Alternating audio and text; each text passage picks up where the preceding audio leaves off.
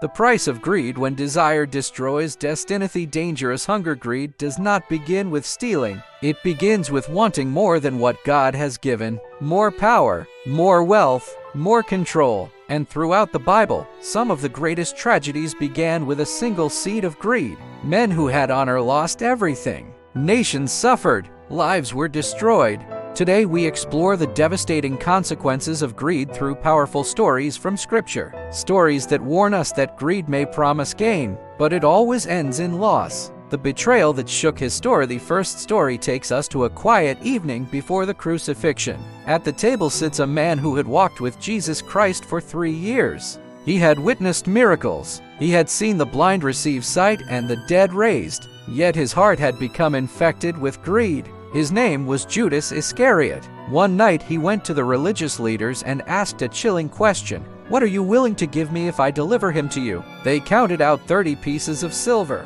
30 coins. That was the price of betrayal. Greed convinced Judas that money was worth more than loyalty. But when he saw the consequences of his actions, regret overwhelmed him. The silver he once desired became a burden he could no longer carry. Greed had promised profit. Instead, it delivered despair. The soldier who stole from God no travel back centuries to the conquest of Jericho. The walls of the city had fallen through a miraculous act of God under the leadership of Joshua. But God gave a clear command. Everything in the city was devoted to the Lord. No one was to take the gold, silver, or treasures. Yet one man looked at the riches and thought, "No one will notice." His name was Achan. He secretly hid gold and expensive garments under his tent. What happened next shocked the nation. Israel went into battle again expecting victory. Instead, they suffered defeat. Lives were lost. Fear spread through the camp.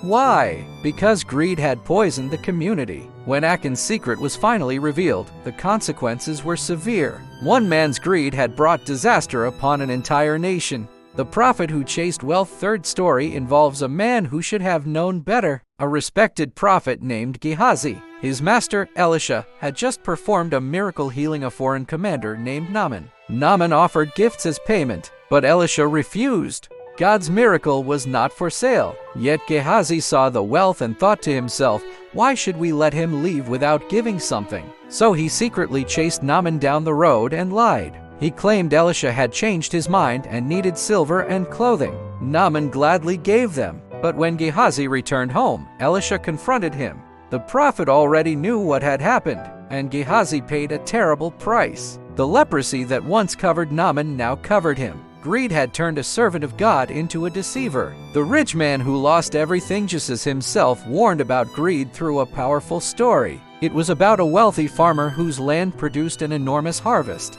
The man thought to himself, "I will tear down my barns and build bigger ones. Then I will store all my grain and goods." He planned a life of luxury and ease, but that very night God said something chilling. "You fool! This very night your life will be demanded from you." The man spent his life gathering wealth, but he forgot something important. He was rich in possessions, but poor toward God. Lessons for today's Bible repeatedly warns us about greed because it quietly corrupts the heart. Here are 3 powerful lessons from these stories. 1. Greed blinds people to consequences. Judas thought he was gaining money but lost his peace. 2. Greed affects more than just one person. Achan's secret sin harmed an entire nation. 3. Greed replaces trust in God with trust in wealth. The rich farmer believed his security came from bigger barns. The antidote to greed. Scripture teaches the opposite of greed: contentment and generosity. The Apostle Paul the Apostle wrote, "The love of money is a root of all kinds of evil."